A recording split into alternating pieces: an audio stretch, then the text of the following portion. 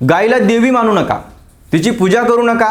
गोमूत्र पिणं हे पुण्याचं काम नाही आणि गाय ही कुत्रा, घोडा किंवा गाढवासारखीच माणसासाठी उपयुक्त असलेली एक प्राणी आहे. आज जर एखाद्या नेत्यांनी अशी विधानं केली असती तर देशभरात प्रचंड वाद निर्माण झाला असता. पण ही विधानं आजची नाही आहेत.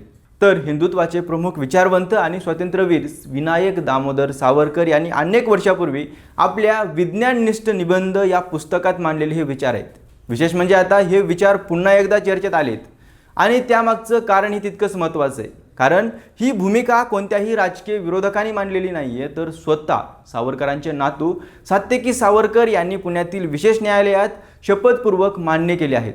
राहुल गांधी यांनी लंडनमध्ये केलेल्या वक्तव्याविरोधात सात्यकी सावरकर यांनी दाखल केलेल्या फौजदारी मानहानीच्या खटल्यात उलट तपासणी दरम्यान विज्ञाननिष्ठ निबंध हे पुस्तक न्यायालयासमोर ठेवण्यात आलं. या पुस्तकाचे लेखक स्वातंत्र्यवीर सावरकरच असल्याचं सात्यकी सावरकर यांनी मान्य केलं आणि त्यातील गायीविषयीचे विचारही स्वीकारले. त्यामुळे आता पुन्हा एकदा प्रश्न उपस्थित होऊ लागले आहेत की सावरकर नेमके काय म्हणाले होते? त्यांनी गोपूजेला विरोध का केला? गोमाता हा शब्द ते मान्य करत होते का? गोमूत्र आणि शेणाबाबत त्यांची भूमिका काय होती?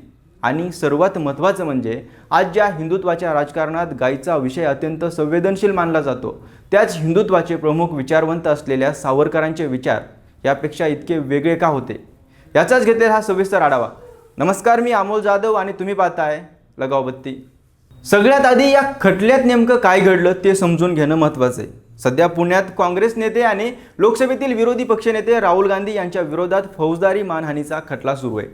मार्च 2023मध्ये लंडनमध्ये केलेल्या एका भाषणात राहुल गांधी यांनी स्वातंत्र्यवीर सावरकरांबाबत काही वक्तव्य केल्याचा आरोप करत त्यांचे नातू सात्यकी सावरकर यांनी हा खटला दाखल केला. या खटल्याच्या सुनावणी दरम्यान राहुल गांधी यांच्या वकिलांनी विज्ञाननिष्ठ निबंध हे पुस्तक न्यायालयासमोर सादर केलं. हे पुस्तक सावरकरांनीच लिहिलं आहे का असा प्रश्न विचारण्यात आला आणि सात्यकी सावरकर यांनी ते मान्य केलं. त्यानंतर या पुस्तकातील गायीविषयीचे उतारे न्यायालयात वाचण्यात आले आणि त्यातूनच सावरकरांच्या भूमिकेची पुन्हा देशभर चर्चा सुरू झाली. पण मग सावरकर नेमकं काय म्हणाले होते? तर सावरकरांचा प्रमुख मुद्दा असा होता की गाय माणसासाठी अत्यंत उपयुक्त प्राणी आहे, त्यामुळे तिचं संरक्षण झालंच पाहिजे. पण संरक्षण आणि पूजा या दोन वेगळ्या गोष्टी आहेत. त्यांच्यामध्ये एखादा प्राणी उपयुक्त असू शकतो, समाजाच्या अर्थव्यवस्थेसाठी महत्त्वाचा असू शकतो, पण त्यामुळे त्याला देवाचा दर्जा देणं योग्य नाही आहे. त्यांनी आपल्या पुस्तकात स्पष्ट शब्दात लिहिलं आहे की गाय हा साधा प्राणी आहे. एखाद्या प्राण्याला देव मानणं म्हणजे केवळ मानवतेचाच नाही आहे, तर देवतत्वाचाही अपमान आहे. त्यामुळे ते गो संरक्षणाचे समर्थक होते, पण गोपूजेचे समर्थक नव्हते, हे स्पष्ट होतं. यासोबतच त्यांनी गायीची तुलना कुत्रा, घोडा, गाढव यांच्यासोबत केली आणि एक उदाहरण दिलं. त्यांनी लिहिलं की जसा कुत्रा घराचं रक्षण करतो, घोडा वाहतुकीसाठी उपयोगी ठरतो, गाढव वजं वाहतं, तसंच गाय ही माणसासाठी उपयोगी आहे. त्यामुळे ज्या कारणासाठी आपण या प्राण्याचं संरक्षण करतो त्याच कारणासाठी गायीचंही संरक्षण केलं पाहिजे. पण जसं आपण कुत्रा किंवा घोड्याला देव मानत नाही, तसंच गायीलाही देव मानण्याचं कारण नाही असं त्यांचं मत होतं. एवढंच नाही तर सावरकरांनी गोमाता हा शब्द पण पूर्णपणे नाकारला नव्हता. मात्र त्यांचा आग्रह असा होता की हा शब्द प्रतिकात्मक किंवा भावनिक अर्थाने वापरला जाऊ शकतो, पण त्याचा शब्दशः अर्थ घेऊन गाय प्रत्यक्षात देवी आहे किंवा तिच्यामध्ये 33 कोटी देव वास करतात अशा श्रद्धांना त्यांनी विरोध केला. त्यांच्यामध्ये श्रद्धेपेक्षा विज्ञानाला महत्त्व दिलं पाहिजे यात विचारातून त्यांनी गोमूत्र आणि शेणाबाबतही भूमिका मांडली.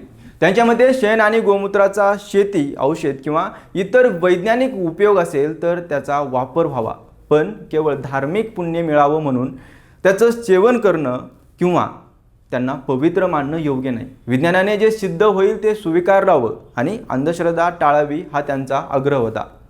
त्यांचा सर्वात वादग्रस्त विचार म्हणजे या पुस्तकात आणखी एक विचार मांडण्यात आलाय ज्यावर आजही मोठा वाद होतो. सावरकरांनी लिहिलं आहे की जर एखादा प्राणी पूर्णपणे निरुपयोगी झाला किंवा समाजासाठी वजं ठरला तर त्या परिस्थितीकडे भावनिक नाही तर व्यावहारिक दृष्टिकोनातून पाहिलं पाहिजे. या विधानाचा अनेकांनी वेगवेगळा अर्थ लावला, काहींनी त्यावर टीका केली, तर काही अभ्यासकांचं म्हणणं आहे की हा विचार धार्मिक नाही तर आर्थिक आणि वैज्ञानिक दृष्टिकोनातून मांडला गेला आहे. पण मग विरोधाभास का दिसतो? तर त्याचं कारण म्हणजे आज सावरकरांचं नाव घेतलं की हिंदुत्व, गोरक्षण आणि सांस्कृतिक राष्ट्रवाद हे विषय चर्चेत येतात. त्यामुळे गायीच्या पूजेविरोधातील त्यांचे विचार अनेकांना आश्चर्यचकित करतात. मात्र सावरकर अभ्यासकांचं म्हणणं आहे की सावरकरांचं हिंदुत्व हे धार्मिक कर्मकांडापेक्षा विज्ञान, बुद्धीप्रमाणे वाद आणि राष्ट्रवादावर आधारित होतं. त्यामुळे त्यांनी गोरक्षणाचं समर्थन केलं पण गोपूजेसाठी विरोध केला. म्हणूनच आज पुन्हा एकदा सावरकरांच्या या भूमिकेची चर्चा सुरू झाली, कारण त्यांच्या स्वतःच्या नातवाने न्यायालयात त्यांच्या पुस्तकातील विचार मान्य केले. मात्र या विचारांकडे पाहताना एक गोष्ट लक्षात ठेवणं तितकीच महत्त्वाची आहे. इतिहासातील व्यक्तींच्या भूमिकेचा अभ्यास त्यांच्या पूर्ण संदर्भासह केला पाहिजे. एका वाक्यावरून निष्कर्ष काढण्यापेक्षा त्यांनी तो विचार कोणत्या काळात, कोणत्या परिस्थितीत किंवा कोणत्या उद्देशाने मांडला होता हे समजून घेणं आवश्यक आहे. तुम्हाला काय वाटतं, सावरकरांची गोपालन हवं, गोपूजन नको ही भूमिका योग्य आहे का, की तुम्ही त्यांच्याशी असहमत आहात? तुमचं मत कमेंटमध्ये नक्की सांगा आणि आपल्या लगाव बत्ती या यूट्यूब चॅनलला नक्की सबस्क्राईब करा.